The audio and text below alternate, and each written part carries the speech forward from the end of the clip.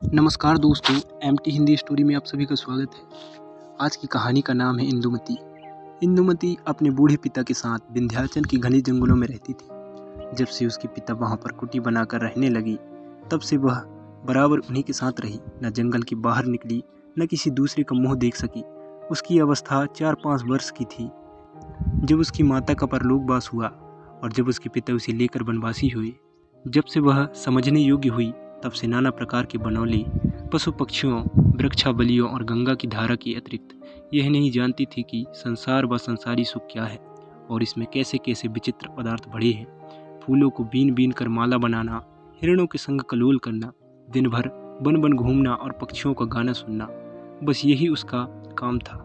वह यह भी नहीं जानती थी कि मेरे बूढ़े पिता के अतिरिक्त और भी कोई मनुष्य संसार में है। एक दिन वह नदी में अपनी परछाई देखकर बड़ी मोहित हुई, पर जब उसने जाना कि यह मेरी परछाई है, तब बहुत लज्जित हुई। यहाँ तक कि उस दिन से फिर कभी उस नदी में अपना मुख नहीं निहारा। गर्मी की ऋतु, दोपहर का समय, जबकि उसके पिता अपनी कुटी में बैठे हुए गीता का पुस्तक देख रहे थे, वह नदी के पेड़ों की ठंडी छाया में घूमती, फलों को तोड़ तोड़ कर नदी में बहाती हुई कुछ दूर निकल गई थी कि एकाएक चौंक कर खड़ी हुई। उसने एक ऐसी वस्तु देखी जिसको उसे स्वप्न में भी ध्यान न था और जिसके देखने से उसके आश्चर्य का कोई ठिकाना ना रहा। उसने क्या देखा कि एक बहुत ही सुंदर 20-22 वर्ष का युवक नदी के किनारे पेड़ की छाया में घास पर पड़ा सो रहा है। इंदुमती ने आज तक बूढ़े पिता को छोड़ किसी दूसरे मनुष्य की सूरत तक ना देखी थी। वह अभी तक यही सोची हुई थी कि यदि संसार में और भी मनुष्य होंगे तो वे भी मेरे पिता की भांति ही होंगे और उनकी भी दाढ़ी मूछें पकी हुई होगी। उसने जब अच्छी तरह आंखें फाड़ फाड़ कर उस परम सुंदर युवक को देखा, तो अपने मन में निश्चय किया कि मनुष्य तो ऐसे होते नहीं, हो ना हो यह कोई देवता होंगे, क्योंकि मेरे पिता जब देवताओं की कहानी सुनाते हैं तो उसके ऐसे ही रूप रंग बतलाते हैं। यह सोचकर वह मन में कुछ डरी और कुछ दूर हट पेड़ की ओट में खड़ी हो टकटकी बांध उस युवक को देखने लगी। मारी डर के युवक के पास तक न गई और उसकी सुंदरता से मोहित हो कुटी की ओर अपनी पैर न बढ़ा सकी। यूं ही घंटों बीत गए, पर इंदुमती को न जाने क्या पड़ा कि मैं कितनी देर से खड़ी खड़ी से निहार रही हूँ। बहुत देर पीछे वह अपनी जी कड़ा करके वृक्ष की ओट से निकल युवक की आगे बढ़ी। 2 ही 4 डग चली होगी कि एकाएक युवक की नींद खुल गई और उसने अपने सामने एक परम सुंदरी देवी मूर्ति को देखा, जिसके देखने से उसकी आश्चर्य की सीमा न रही। मन ही मन सोचने लगा कि इस भयानक घनघोर जंगल में ऐसी मनमोहनी परम सुंदरी स्त्री कहाँ से आई। ऐसे रूप रंग तो बड़े बड़े राजाओं के रनिवास में भी दुर्लभ है, सो इस वन में यह कहाँ से आई। या तो मैं स्वप्न में स्वर्ग की सैर करता होऊंगा, या किसी देव कन्या या वन देवी ने मुझे छलने के लिए दर्शन दिया होगा। यही सब सोच विचार करता हुआ वह भी पड़ा पड़ा इंदुमती की ओर निहारने लगा। दोनों की रह रह कर आंखें चार हो जाती, जिससे अचरज के अतिरिक्त और कोई भाव नहीं झलकता था। यूं ही परस्पर देखा भली होते होते एकाएक इंदुमती के मन में किसी अपूर्व भाव का उदय हो आया, जिससे वह इतने लज्जित हुई कि उसकी आंखें नीची और मुख लाल हो गया। वह भागना चाहती थी। चट युवक उठकर उसके सामने खड़ा हो गया और कहने लगा, हे सुंदरी, तुम देव कन्या हो या वन देवी हो, चाहे कोई हो, पर कृपा कर तुमने दर्शन दिया है तो जरा सी दया करो, ठहरो, मेरी बातें सुनो, घबराओ मत। यदि तुम मनुष्य की लड़की हो तो डरो मत। क्षत्रिय लोग स्त्रियों की रक्षा करने के सिवाय बुराई नहीं करते। सुनो, यदि तुम सचमुच वन देवी हो तो कृपा कर मुझे इस वन से निकलने का रास्ता बता दो। मैं विपत्ति का मारा 3 दिन से इस वन में भटक रहा हूँ, पर निकलने का मार्ग नहीं पाता। और जो तुम मेरी ही भांति मनुष्य जाति की हो तो मैं तुम्हारा अतिथि हूँ। मुझे केवल आज भर के लिए टिकने की जगह दो और अधिक मैं कुछ नहीं चाहता। युवक की बातें सुनकर इंदुमती ने मन में सोचा कि तो क्या ये देवता नहीं है, हम लोगों की भांति ही मनुष्य हैं। हो सकता है, क्योंकि जो ये देवता होते तो ऐसी मीठी मीठी बातें बनाकर अतिथि क्यों बनते। देवताओं को कमी किस बात की है, और वे क्या नहीं जानते जो हमसे वन का मार्ग पूछते हैं। तो यह मनुष्य ही होंगे, पर क्या मनुष्य इतने सुंदर होते हैं और ऐसी मीठी बातें करते हैं। आह, एक दिन मैं जल में अपनी सुंदरता देखकर ऐसी मोहित हुई थी, किंतु इतनी सुंदरता की आगे तो मेरा रूप रंग निरा पानी है। इस तरह सोचते विचारते उसने अपना सिर ऊंचा किया और देखा कि युवक अपनी बात का उत्तर पाने के लिए सामने एकटक लगा खड़ा है। यह देख वह बहुत ही अधीनताई और मधुर स्वर से बोली कि मैं अपने बूढ़े पिता के साथ इस घने जंगल के भीतर एक छोटी सी कुटी में, जो एक सुहावनी पहाड़ी की चोटी पर बनी हुई है, रहती हूँ। यदि तुम मेरी अतिथि होना चाहते हो तो मेरी कुटी पर चलो। जो कुछ मुझसे बनेगा, कंदमूल, फल फूल और जल से तुम्हारी सेवा करूंगी। मेरे पिता भी तुम्हें देखकर बहुत प्रसन्न होंगे। इतना कहकर वह युवक को अपने साथ ले पहाड़ी पगडंडी से होती हुई अपनी कुटी की ओर बढ़ी। उसने जो युवक से कहा था कि मेरे पिता भी तुम्हें देखकर बहुत प्रसन्न होंगे, सो केवल अपने स्वभाव के अनुसार ही कहा था, क्योंकि वह यह नहीं जानती थी कि ऐसी सुंदर मूर्ति को देख मेरे पिता भी मेरी भांति आनंदित होंगे। परंतु कुटी के पास पहुंचते ही उसका सब सोचा विचारा हवा हो गया। उसके सुख का सपना जाता रहा और वह जिस बात को ध्यान में ही नहीं ला सकती थी वही आगे आई। वह बूढ़ा आदमी लड़की को पराये पुरुष के साथ आती हुई देखकर मारी क्रोध की आग हो गया और अपनी कुटी से निकल युवक के आगे खड़ा हो यूं कहने लगा, अरे दुष्ट, तू कौन है? क्या तुझे अपने प्राणों का मोह नहीं है, जो तू बेधड़क मेरी कन्या से बोला और मेरी कुटी पर चला आया? तू जानता नहीं कि जो मनुष्य मेरी आज्ञा के बिना इस वन में पैर रखता है उसका सिर काटा जाता है। अच्छा ठहर, अब तुझे भी प्राण दंड दिया जाएगा। इतना कह वह क्रोध से युवक की ओर घूरने लगा। बेचारी इंदुमती की विचित्र दशा थी। उसने आज तक अपने पिता की ऐसी भयानक मूर्ति नहीं देखी थी। वह अपने पिता का ऐसा अनूठा क्रोध देख पहले तो डरी, फिर अपने ही लिए युवा बटोही बेचारे का प्राण जाते देख जी कड़ा कर बूढ़े के पैरों पर गिर पड़ी और रो रो गिड़गिड़ा कर युवक के प्राण की भीख मांगने लगी और अपने पिता को अच्छी तरह समझा दिया कि इसमें युवक का कोई दोष नहीं है, उसे मैं ही कुटी पर ले आई हूँ।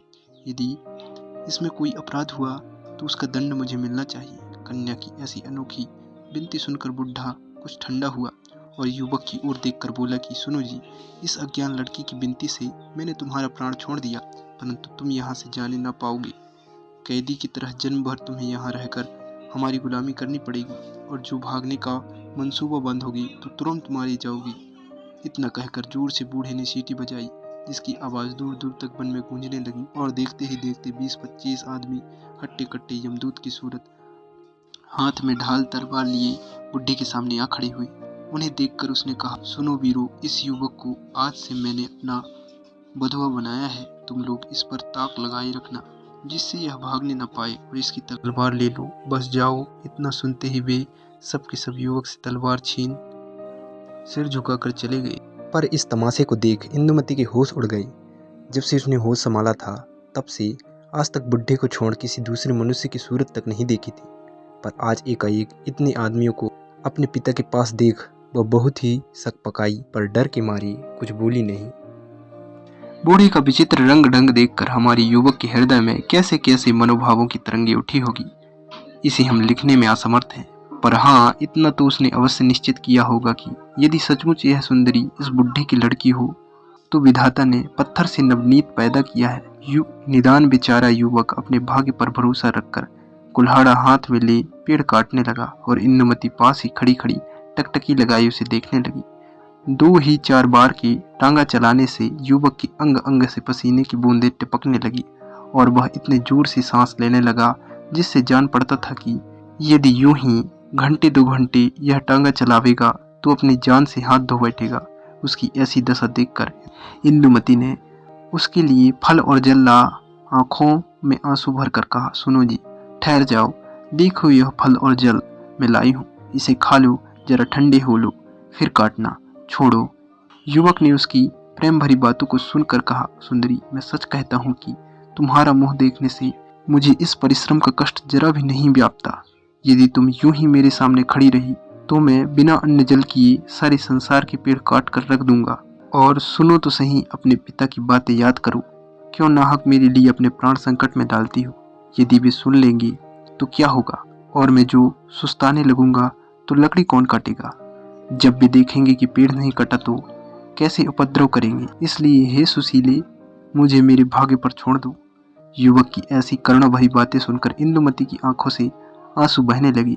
उसने बरजोरी युवक के हाथ से कुठार ले लिया और कहा, भाई, चाहे कुछ भी हो जाए पर जरा तो ठहर जाओ। मेरे कहने से मेरे लाई हुए फल खाकर जरा दम ले लो, तब तक तुम्हारे बदले मैं कुल्हाड़ी चलाती हूँ।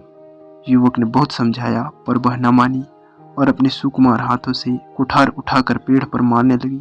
युवक ने जल्दी जल्दी उसके बहुत कहने से कई एक फल खाकर 2 घूंट जल पिया। इतने ही में हाथ में नंगी तलवार लिए बुढ़ा कुटी से निकलकर युवक से बोला, क्यों रे नीच, तेरी इतनी बड़ी सामर्थ्य, आप तो बैठा बैठा सुस्ता रहा है और मेरी लड़की से पेड़ कटवा रहा है। रह, अभी तेरा सिर काटता हूँ। फिर इंदुमती की ओर घूमकर बोला, क्यों रे ढीठ, मैंने मेरे मना करने पर भी इस दुष्ट से बातचीत की। रह जा, तेरी भी वध करता हूँ।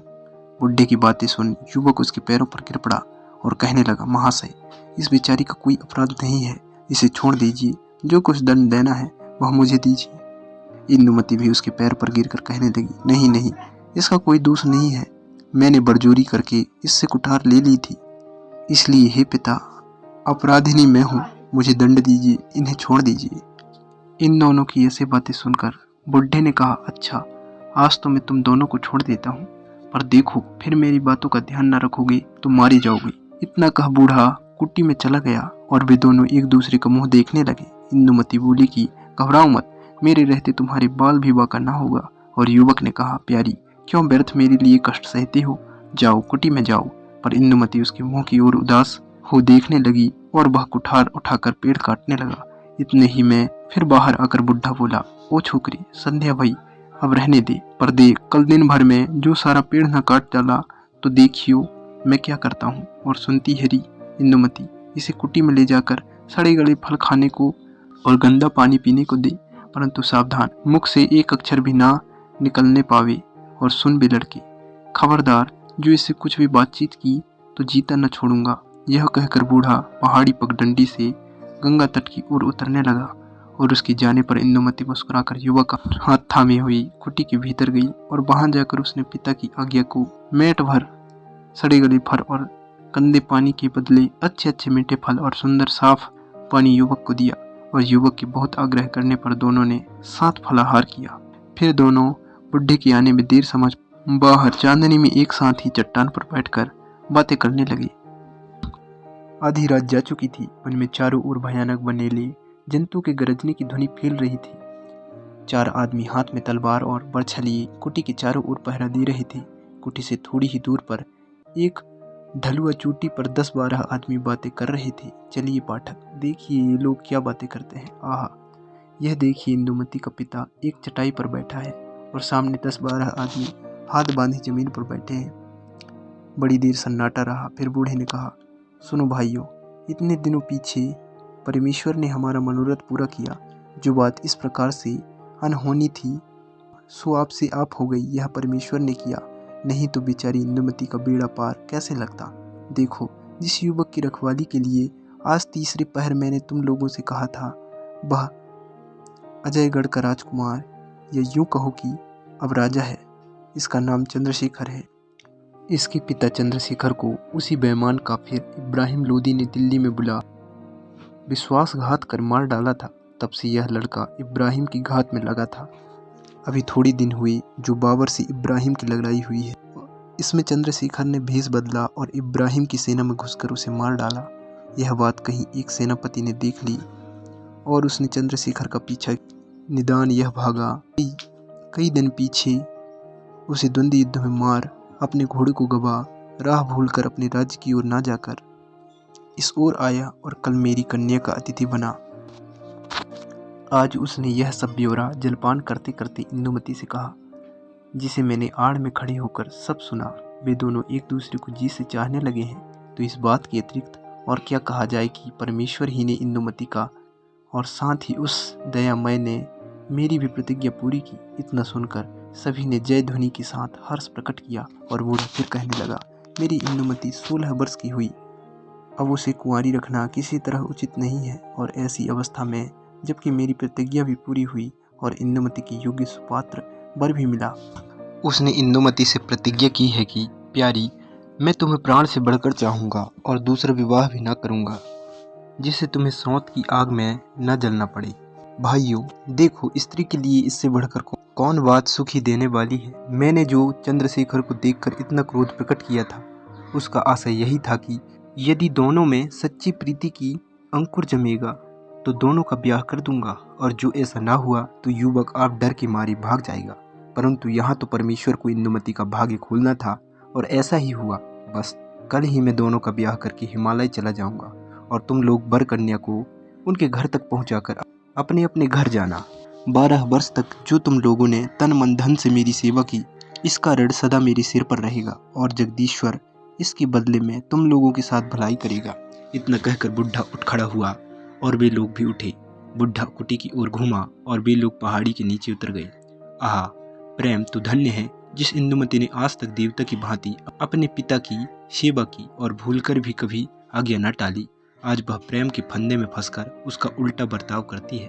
वृद्ध ने लौटकर क्या देखा कि दोनों कुटी के पछवाड़े चांदनी में बैठे बात कर रहे हैं। यह देख वह प्रसन्न हुआ और कुटी में जाकर सो रहा। पर हमारे दोनों नए प्रेमियों ने बातें ही बातों में रात बिता दी। सवेरे होते ही युवक को ठार ले लकड़ी काटने लगा और इंदुमती सारा काम छोड़कर खड़ी खड़ी उसके मुख की ओर देखने लगी। थोड़ी ही देर में युवक के सारी शरीर से पसीना टपकने लगा और चेहरा लाल हो आया। इतने में वृद्ध ने आकर गरज कर कहा, ओ लड़के, बस पेड़ पीछे काटियो। पहले जो लकड़ियां काटी है उन्हें उठाकर कुटी के पछवाड़े ढेर लगा दे। इतना कहकर बुढ़ा चला गया और युवक लकड़ी उठा उठाकर कुटी के पीछे ढेर लगाने लगा। उसका इतना परिश्रम इंदुमती से ना देखा गया और बड़े प्रेम से वह उसका हाथ थाम कर बोली, प्यारे ठहरो, बस करो, बाकी लकड़ियां मैं रखाती हूँ। हाय, तुम्हारा परिश्रम देखकर मेरी छाती फटी जाती है। प्यारे, तुम राजकुमार होकर आज लकड़ी काटते हो, ठहरो, तुम सुस्ताल हो। युवक ने मुस्कुराकर कहा, प्यारी सावधान, ऐसा भूल कर भी ना करना। अपने पिता का क्रोध याद करो। अब कि उन्होंने तुम्हें लकड़ी उठाते या हमसे बोलते देख लिया तो सर्वनाश हो जाएगा। इतना सुनकर इंदुमती की आंखों में आंसू भर आए। वह बोली, प्यारे, मेरे पिता का तो बहुत अच्छा स्वभाव था, सो तुम्हें देखते ही एकदम से ऐसा बदल क्यों गए? वह तो ऐसा नहीं थे, अब उन्हें क्या हो गया? आज तक मैंने उन्हें कभी क्रोध करते नहीं देखा था। खैर जो हुए, पर तुम ठहरो, दम ले लो, तब तक मैं इन लकड़ियों को फेंक देती हूँ। युवक ने कहा, प्यारी, क्या राक्षस हूँ कि अपनी आंखों के सामने तुम्हें लकड़ी ढोने दूंगा? हटो, ऐसे नहीं होगा। सच जानो, तुम्हें देखने से मुझे कुछ भी कष्ट नहीं जान पड़ता।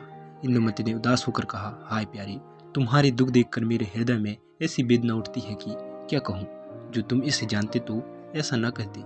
पीछे लता मंडप में खड़े खड़े वृद्ध ने दोनों की बातें सुनकर बड़ा सुख माना, पर अंतिम परीक्षा करने की अभिप्राय में नंगी तलवार लेकर सामने आ गरज कर कहा, इंदुमती, कल से आज तक तैने मेरी सब बातों का उलट बर्ताव किया।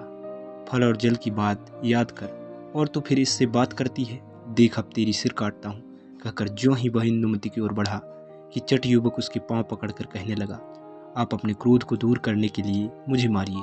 सब दोष मेरा है, मैं दंड के योग्य हूँ। यह सब तरह से निरपराधी है। मेरे सिर आपके पैर पर है, काट लीजिए, पर मेरे सामने एक निरपराध लड़की की प्राण ना लीजिए। वृद्ध ज्यों ही अपनी तलवार युवक की गर्दन पर रखना चाहता था कि इंदुमती पागल की तरह उसके चरणों पर गिर बिलक बिलक कर रोने लगी और कहने लगी, पिता, जो मारना ही है तो पहले मेरी सिर काट लो, फिर पीछे जो जीवे आवे सो करना। इतना सुन बुढ़े ने तलवार दूर फेंक दी और दोनों को उठा गले लगाकर कहा, इंदुमती, धीरज धर और प्रिय वत्स चंद्रशेखर, खेद दूर करो। मैंने केवल तुम दोनों की प्रेम की परीक्षा लेने के लिए सब प्रकार का क्रोध का भाव दिखलाया था। यदि तुम दोनों का सच्चा प्रेम ना होता तो क्यों एक दूसरे के लिए जान पर खेलकर क्षमा चाहते? और सुनो, मैंने छिपकर तुम्हारी सब बातें सुनी है। तुमसे बढ़कर संसार में दूसरा कौन राजकुमार है जो इंदुमती के बर बनने योग्य होगा? सुनो, देवगढ़ मेरी पुरखों की राजधानी थी। जबकि इंदुमती 4 वर्ष की थी, पापी इब्राहिम ने मेरे नगर को घेर यह कहलाया कि या तो अपनी स्त्री इंदुमती की माँ को भेज दो या जंग करो। यह सुनकर मेरी आंखों में खून उतर आया और उसके दूत को मैंने निकलवा दिया। फिर क्या पूछना था? सारा नगर यवन हत्यारों के हाथ से शमशान हो गया।